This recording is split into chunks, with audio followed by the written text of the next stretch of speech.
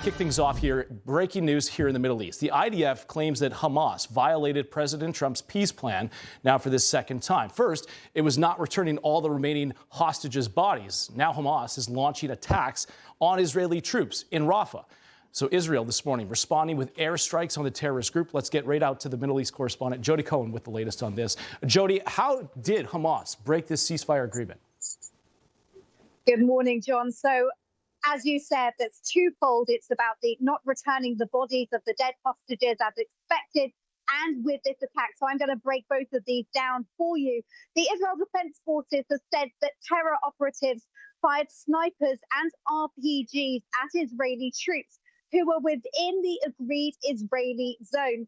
Now, the IDF issued a statement calling it a blatant violation of the agreement. And the IDF said that they carried out airstrikes to remove threats.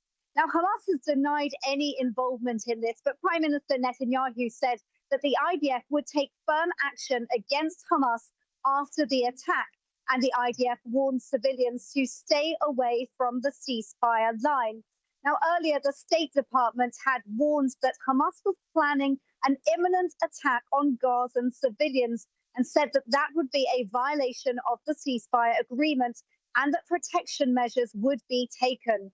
Hamas claims it's targeting militias. However, the terror group also published a video showing the execution of several blindfolded men on a street. President Trump warned Hamas over the killings. It's a tough situation. They brought back bodies today, as you probably know.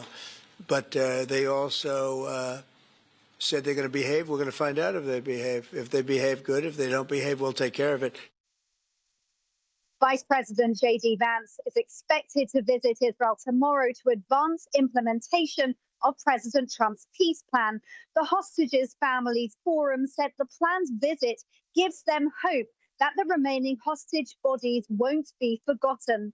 Last night, Hamas returned the bodies of 2 more dead hostages. They are still holding 16 bodies, including 2 Americans.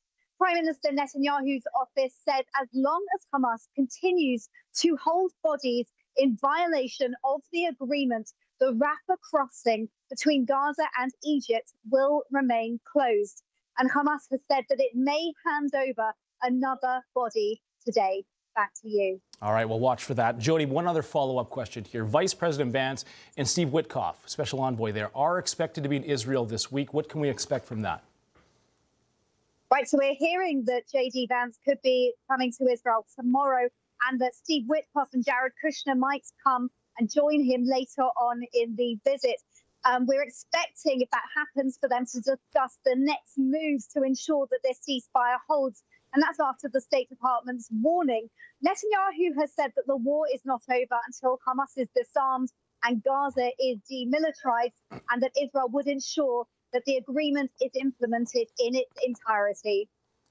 All right, Jodie Cohen, thank you so much for that update. Information.